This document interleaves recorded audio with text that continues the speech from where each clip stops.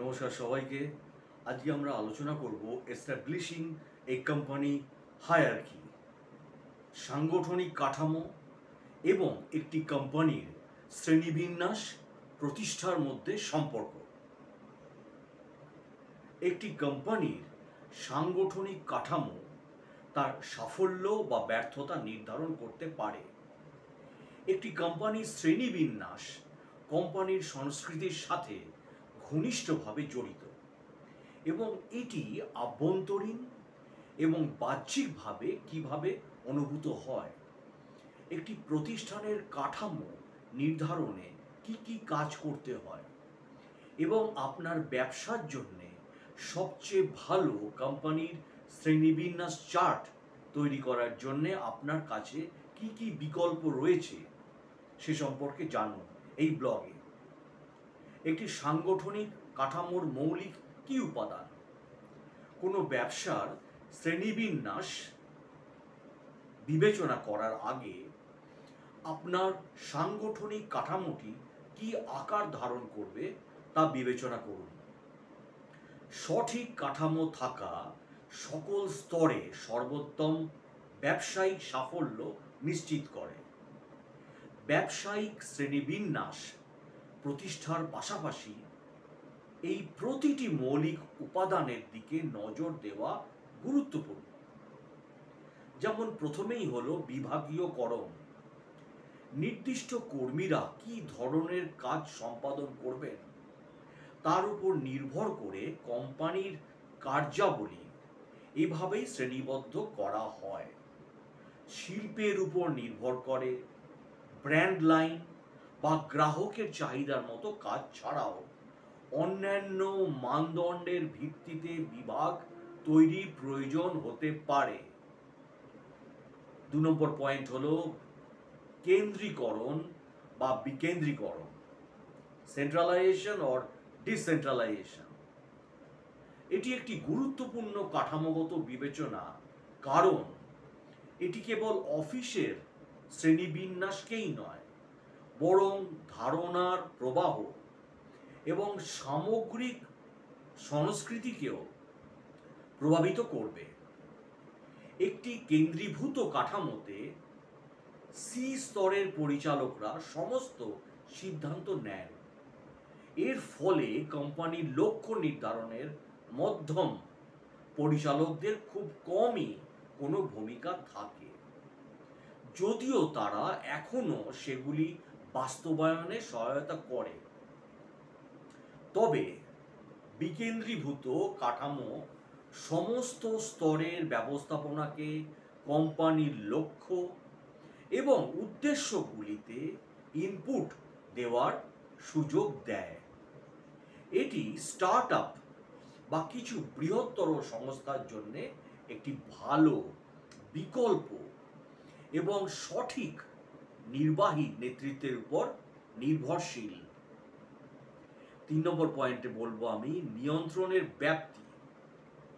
নিয়ন্ত্রণের সময়কাল একজন ব্যবস্থাপকের প্রত্যক্ষ প্রতিবেদনের সংখ্যা নির্দিষ্ট করে।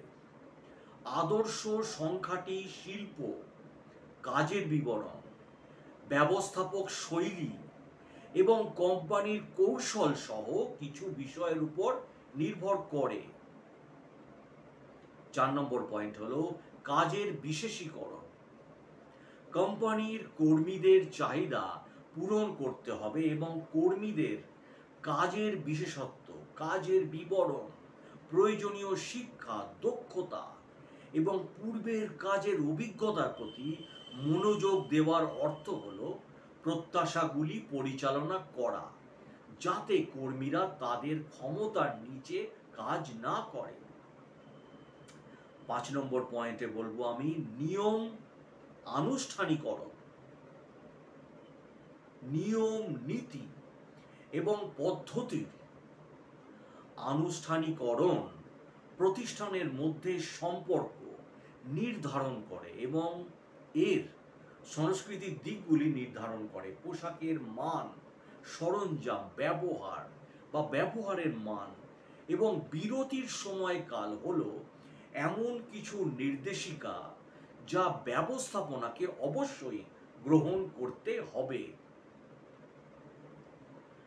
ছোট ব্যবসাগুলি কিভাবে তাদের সাংগঠনিক কাঠামো তৈরি করতে পারে?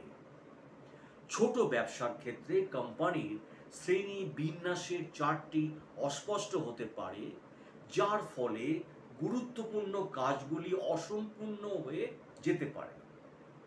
আপনার প্রতিষ্ঠানের কাঠামো তৈরি শুরু করতে 3টি ধাপ বিবেচনা করুন। বিভাগ তৈরি করুন। শ্রেণী বিভাগ বা বেশিরভাগ কোম্পানি টিকে থাকার জন্য কমপক্ষে এই 3টি বিভাগের প্রয়োজন। প্রথমে হলো বিক্রয় মুনাফা অর্জনের কাজ পরিচালন করে এবং এতে লিড জেনারেশন এবং জনসংযোগ অন্তর্ভুক্ত থাকতে পারে।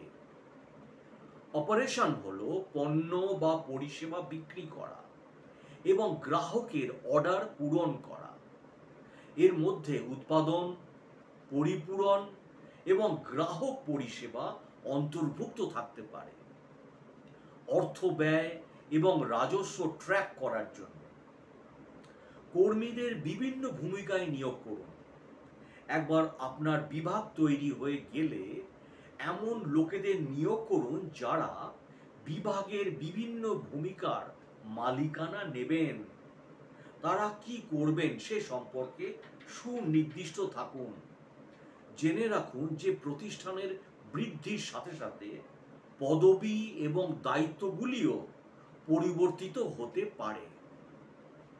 নেতৃত্বের কাঠামো বের করুন। নেতৃত্বের ক্ষেত্রে মনে রাখবেন যে কোম্পানির জন্য দৃষ্টিভঙ্গি তৈরি করার জন্য আপনার এমন একজন ব্যক্তির প্রয়োজন যার মধ্যে শক্তি, উদ্ভাবনী ধারা রয়েছে এবং যিনি সেই ধারাগুলি অনুসরণ করেন এবং বাস্তবায়ন করতে পারেন। এই বৈশিষ্ট্যগুলি একই ব্যক্তির মধ্যে নাও থাকতে পারে। এর অর্থ হতে পারে একজন সিইও বা প্রধান নির্বাহী কর্মকর্তা এবং একজন সিও প্রধান অপারেটিং অফিসার ভূমিকা থাকে, যা সৃজনশীল দৃষ্টিভঙ্গি এবং ব্যবহারিক প্রয়োগের মধ্যে একটি সুষ্ঠু কাঠামো ভারসাম্য বজায় রাখে। একটি কোম্পানির শ্রেণীবিন্যাস চার্ট কি? একটি কোম্পানির শ্রেণীবিন্যাস চার্ট কোম্পানির সাংগঠনিক কাঠামোকে স্পষ্টভাবে সংজ্ঞায়িত পদবি এবং ভূমিকা সহ দেখায়। প্রতিটি ব্যবস্থাপক এবং কর্মচারী চার্টে তাদের অবস্থান শনাক্ত করতে পারেন এবং জানতে পারেন যে তারা কাকে রিপোর্ট করেন এবং তাদের কাজ কোম্পানির কাঠামোতে কিভাবে খাপ খায়। চাকরির শিরোনাম কর্মীদের চিহ্নিত করে এবং একই পদবি এবং কর্তৃত্বের অবস্থানের সহকর্মীদের মধ্যে ন্যায় বিচার প্রচার করে। এগুলি কর্মীদের ভবিষ্যতের কর্মসংস্থানের সুযোগের জন্য তাদের কাজের অভিজ্ঞতা নির্ধারণ করতেও সহায়তা করে। এরপরে বলবো আমি ব্যবসায়িক শ্রেণীবিন্যাস সাধারণকরণ। ব্যবসায় অনেক ধরনের শ্রেণীবিন্যাস রয়েছে। আপনার ব্যবসার ধরন এবং কাঠামোর সাথে মানানসই অসংখ্য মডেল কাস্টমাইজ করা যেতে পারে।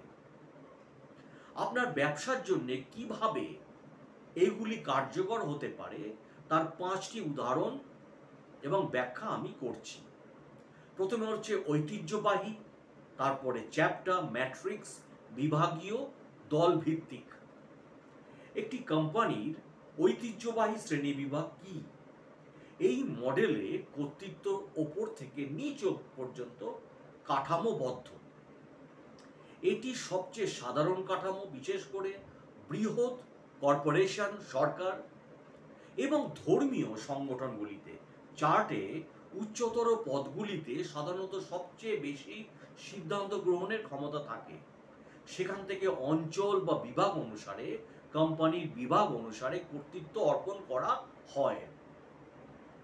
সমতল কাঠামো, একটি সমতল কাঠামোর ওপরের থেকে নিচের স্তরের ক্রমে কিছু তত্ত্বাবধান স্তরকে সরিয়ে দেয়, যার ফলে আরও ঘন ঘন যোগাযোগ, ইনপুট এবং প্রতিক্রিয়ার সুযোগ তৈরি হয়।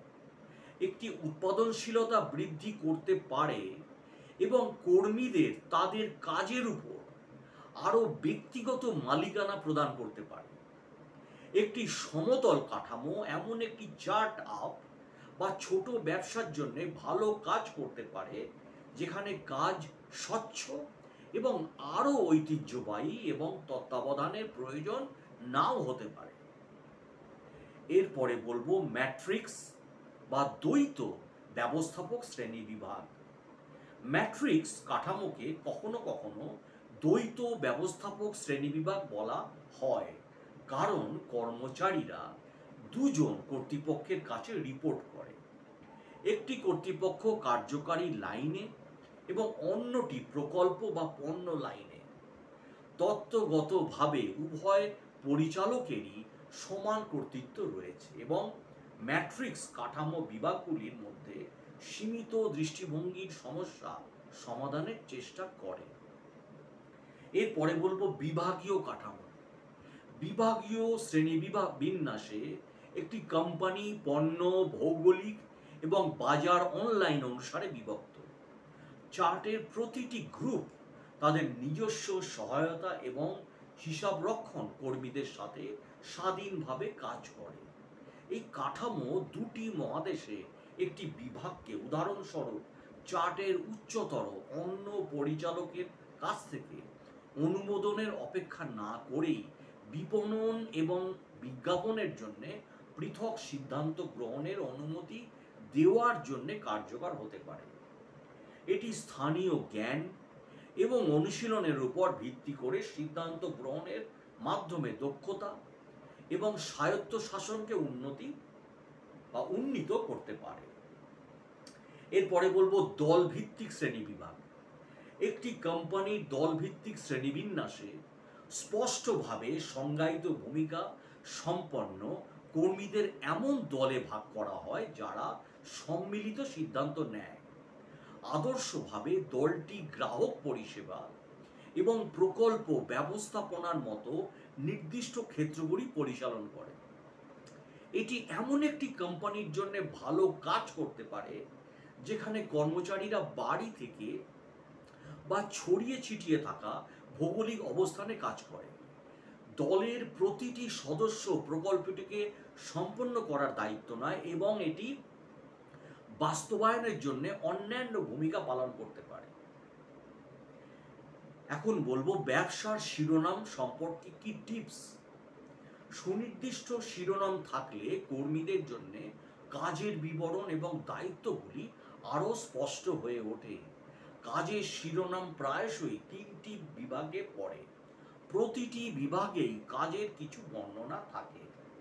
দায়িত্ব বা শ্রেণীবিন্যাস স্তর, নির্বাহী, ব্যবস্থাপক, অপারেশন ম্যানেজার, পরিচালক বা তত্ত্বাবধানের মতো পদগুলি সাধারণত ব্যবস্থাপনা স্তরের পদ, যা সিদ্ধান্ত গ্রহণের ক্ষমতা রাখে এবং অন্যান্য কর্মচারীরা সেই পদে রিপোর্ট করে।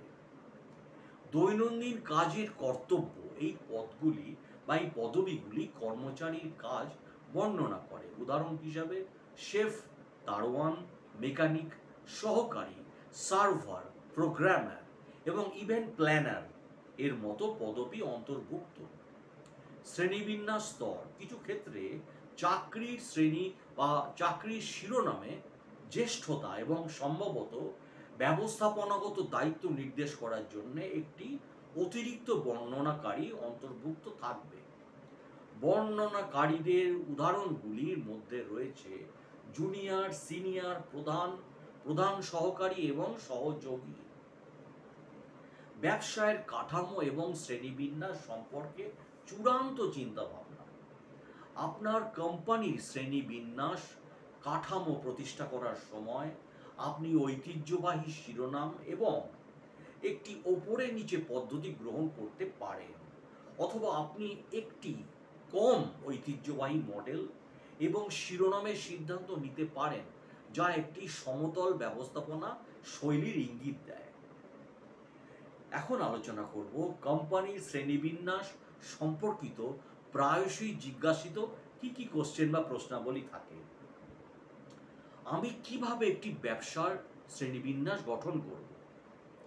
আপনার কোম্পানি প্রতিদিন কিভাবে কাজ করেন তা বিবেচনা করে একটি শ্রেণীবিন্যাস প্রয়োগের সর্বোত্তম উপায় নির্ধারণ করুন।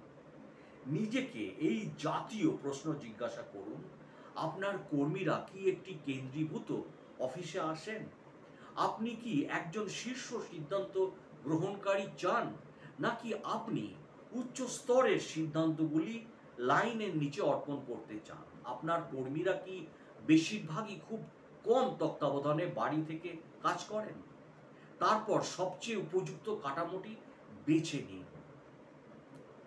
আমি কিভাবে একটি ব্যবসায়িক শ্রেণীবিন্যাস চার্ট তৈরি করব? প্রতিটি পদ বা ব্যক্তির মধ্যে রিপোর্টিং সম্পর্ক দেখানোর জন্য যেসব বাক্সে আপনি শক্ত বা বিন্দুযুক্ত রেখা ব্যবহার করেন, সেখানে কর্মচারীর ছবি, নাম এবং পদবি ব্যবহার করুন। এখন বলবো কোম্পানির শ্রেণীবিন্যাস তৈরির উদ্দেশ্য কি। একটি শ্রেণীবিন্যাসের মধ্যে ভূমিকা এবং কর্তব্য স্পষ্ট করা হয়, যে পদেই অধিষ্ঠিত হোক না কেন। এটি নিশ্চিত করার জন্য একটি উপায়ে যে একজন কর্মচারী থেকে অন্য কর্মচারীতে স্থানান্তর নিরবিচ্ছিন্ন হয় এবং কর্মীদের স্থানান্তর এবং নতুন নিয়োগের সময়ও কোম্পানিকে ভালোভাবে কাজ করতে সহায়তা করে। প্রকৃতপক্ষে ব্যবহারকারীদের তথ্য প্রদান করা। অনুগ্রহ করে মনে রাখবেন যে আমরা আপনার নিয়োগ বা আইনি পরামর্শদাতা নই, কিন্তু আপনার কাজের বিবরণের বিষয়বস্তুর জন্য আজকেই ভিডিওটা করা। যদি ভিডিওটা ভালো লাগে প্লিজ আমার চ্যানেলকে সাবস্ক্রাইব এবং শেয়ার করে দিন। অসংখ্য ধন্যবাদ আমার ভিডিওটি দেখার জন্য।